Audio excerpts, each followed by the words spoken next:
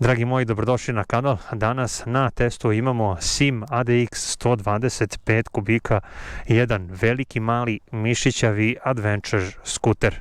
Pre nego što krenemo u vožnju, hajdemo malo samo da vidimo šta se sve tu nalazi, šta tu sve postoji. Ali evo, pošto smo već krenuli od pozadi, da krenemo od točkova. Vidimo ove šare koje su namenjene i za takozvanu off-road vožnju, adventure skuter. Pozadi takođe imamo monošok koji je pod malo drugačijim nagibom nego ostatak njegovih konkurenata. LED svetla, drške za suvozača koje su od nekog čvrstog materijala, nisam siguran da li je plastika, ali od zaista dobrog materijala. I ovi nogostupi za suvozača, klak i klak, lepo. Imaju feder, imaju oprugu koji će pomoći prilikom povratka nazad. Sedište je lepo, udobno, opet ću da kažem konac. Ja volim konac, volim sedišta koji imaju konac. Smatram da je to lep detalj za svaki model. Nema velike potpore za donja leđa, ali dobro Bože moj, možda i nije namenjen za neku dužu vožnju, odnosno za neke duge relacije, iako bi magistralna vožnja njemu definitivno prijela. Ali ovi nogostupi za vozača su veliki. Zaista ja sa svojom visinom imam dovoljno prostora da i ispružim ove noge u kolenu i da ih malo odmorim. Reći ću i to da je moja visina 182, odnosno 183 cm i položaj vožnje me ni u jednom trenutku nije opteretio. Lepa maska, nema šta, prepuno detalja. Sa ovim, da li je ovo printovano ili je ovo stvarno karbon, nisam siguran, rekao bih da je plastika, ali svakako lepo izgleda sa tim detaljem. Praktično izgleda ovaj skuter opet nekako mišićavo, na prvi pogled malo, ali prvom prilikom kada sednete na njega shvatite da on ima prostor. Što se tiče hebli, odnosno ručica, podsjećaju na one iz serije Jet i jako su, da kažem, jednostavne, proste. Migavac, levo, desno, sirena, dugo, kratko, svetlo, blicanje, sa ove strane paljenje, sva četiri i ono što je zaista interesantno, a što ovaj model ima, a mnogi njegovi konkurenti nemaju, to je ono start and stop sistem.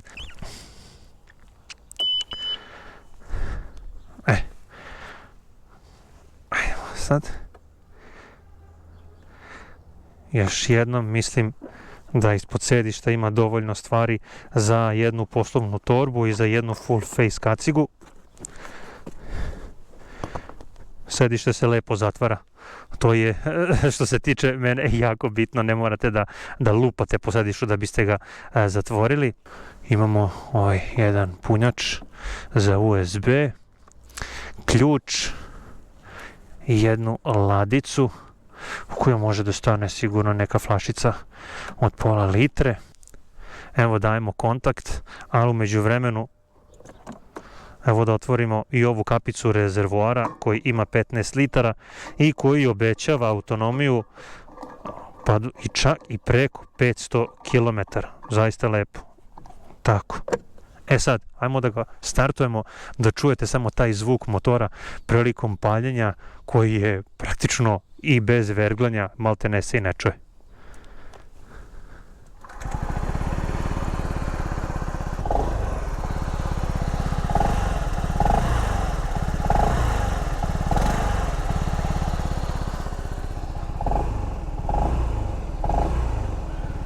Lepo to zvuči, zar ne?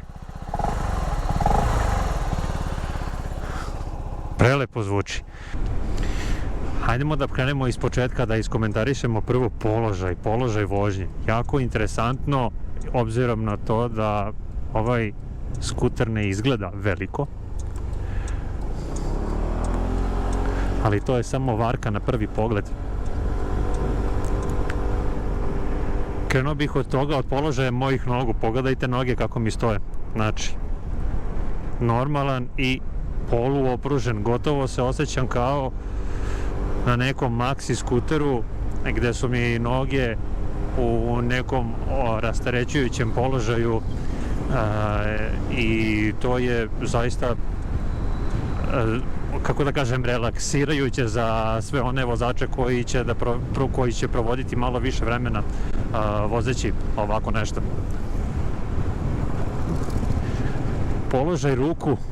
Položaj ruku, možda sam i rekao ranije, možda i nisam, u svakom slučaju korman je i na dovoljnoj velikoj visini da evo mene koji sam visok 182 ili 183 cm apsolutno ne opterećuje.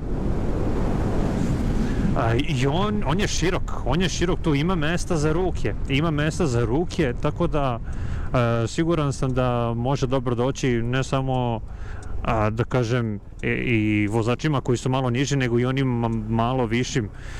Pretpostavljam da je njima potrebnije malo više prostora u samom kormanu.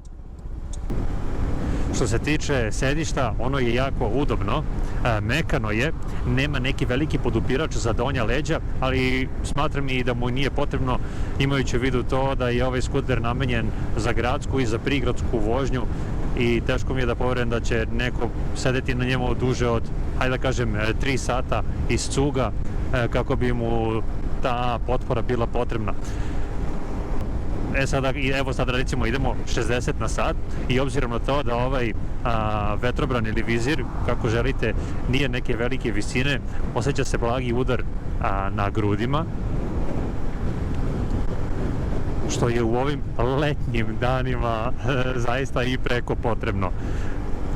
Kada se radi o malo bržoj vožnji, a recimo pri brzini od 80-90 km/h i malo preko toga, ti udari vetra su malo više izražajniji i u tom slučaju ja bih savjetovao budućim vlasnicima da eventualno produže ovaj vizir, jer će im itekako dobro doći na tim malo bržim deonicama, magistralnim putovima, autoputu ili za gde god se odlučite da vozite malo brže. Evo na trenutak bi ih spomenuo što se tiče vožnje na autoputu.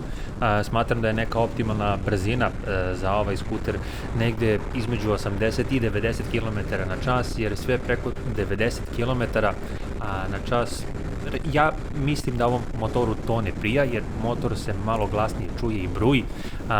Iako na ovom testu nisam imao prilike da proverim koja je to najveća njegova brzina, ja lično mislim da on može 110 km na čas da izvuče kao maksimalnu, a opet ipak bih se ja držao te neke optimalne između 80 i 90 km na sat, M zbog udara vetra, M zato što to generalno motoru najviše i prija. Ovaj skuter ima nešto što mnogi nemaju, a to je ovaj start and stop sistem. Sad ćemo da stanemo ovde taman iza Nišlije.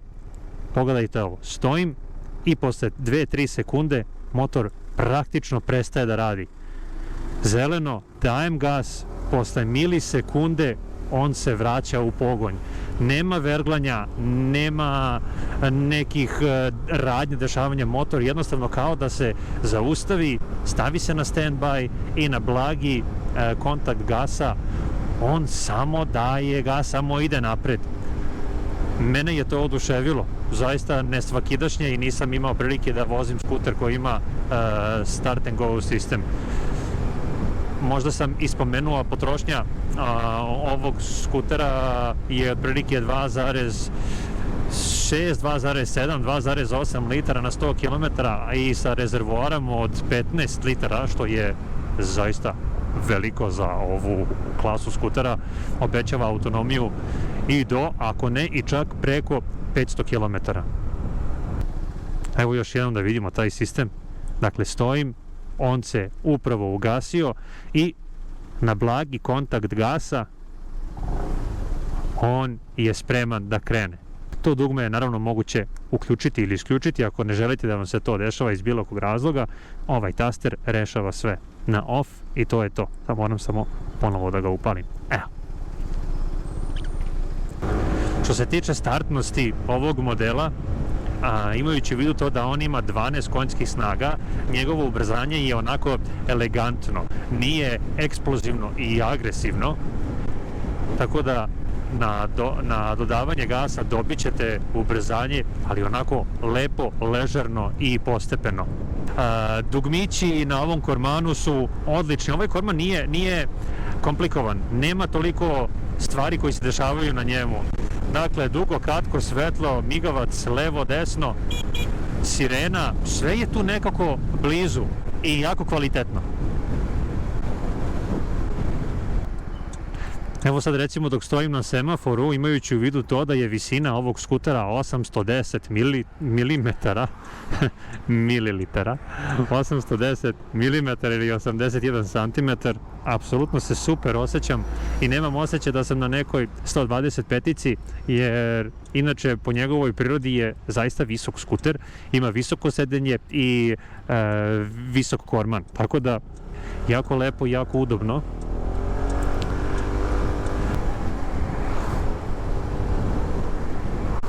Evo sad i dok prolazimo preko ovih rupa, namjerno ću malo da proverim kakva je udobnost. Ove rupe možda ne izgleda tako, ali zaista nisu bile male. Na ovom skuteru ništa ne čkvalja, ništa ne cvrcka, ništa se ne čuje prelaskom preko ovih rupa, ništa se ne razglavljuje, ništa ne maše krilima, čvrst je prelaskom preko ovih neravnina, zaista ništa se ne osjeća, što se ne bi moglo reći za neke skutere koje su čak i veće kubikaže. Za malo ništa, upija kao sunđer. Ako uzmemo u obzir njegovu težinu, odnosno njegovu lakoću, i tu je dosta upravljiv, dosta je zahvalan za sve one koji žele da se provlače kroz saobraćaj ili da brzo manevrišu iz bilo kog razloga. Motor je jako je fleksibilan. Ovaj displej pruža zaista lepu preglednost. To je to sve što nekom vozaču, pretpostavljam, je potrebno u toku vožnje. Lepo se vidi taj obrtomer, kilometar sat, pa čak i vreme, temperatura, gorivo. Mislim da je to na jednom sasvim lepom položaju. Sviđa mi se, to ste i sigurno mogli da vidite u nekim od mojih proteklih opisa motora. Ovaj migavac ima ono cak, cak, cak, pa hvala ti Bože. Ne znam zašto ja to volim. Jednostavno, to caktanje migavca za mene znači mnogo. Pretpostavljam i za ostale vozače, iz razloga buke, smanjene koncentracije usled ko zna čega. Znate i sami da se migavci često zaborave isključiti prilikom skretanja, ali ovo divno, pesma za uši. Ne znam šta bih mogao da kažem, da se izjasnim tako, da ja mislim da bi ovaj model trebao da ima još nešto pored svega ovoga što ima. Start-stop sistem, odličan, fenomenalan, veliki rezervoar, nesvakidašnji za ovakvu vrstu skutera, mala potrošnja, sasvim dobra oprema, imajući u vidu to da ima kontrolu proklizavanja, da ima ABS, da ima jako lep displej. Zaista mislim da je ovo jedan veliki konkurent u ovom opsegu 125-ica Adventure modela. Sirena, da. Nikako da se naviknem na nju. Jako interesantna. Da. Mip, mip. Kao ptica trkačica. Bilo bi interesantno videti da li kompanija SIM ima nameru da se bavi adventure modelima veće kubikaže, odnosno veće kategorije. Ako je ovaj model ovakav kakav jeste, siguran sam da bi model od, hajde da kažem, 300, 400, 500, 600 kubika, nebitno, bio veoma konkurentan. Mislim da je dobra prilika da isprobamo kočenje. ABS zakucava. Odlično je kočenje.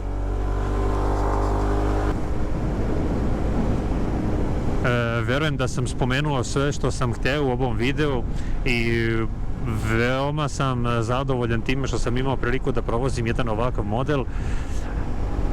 Imam jedno pitanje za vas, recite mi na koji model vas podsjeća ovaj Sim ADX i šta vi mislite koji su mu najveći konkurenti, ne samo što se tiče cene, nego što se tiče i same njegove klase. Bilo bi mi drago da vidim, da pročitam i da čujem neko vaše mišljenje i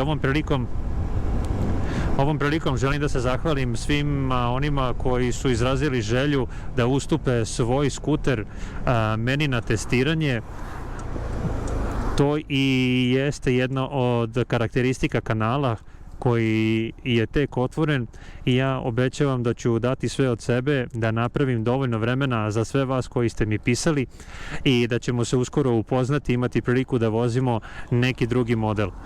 Ja vam želim ugodnu i sigurnu vožnju, čuvajte se i šta da vam kažem, želim vam lep ostatak dana, nedelje, meseca i ovog leta. Ćao, ćao!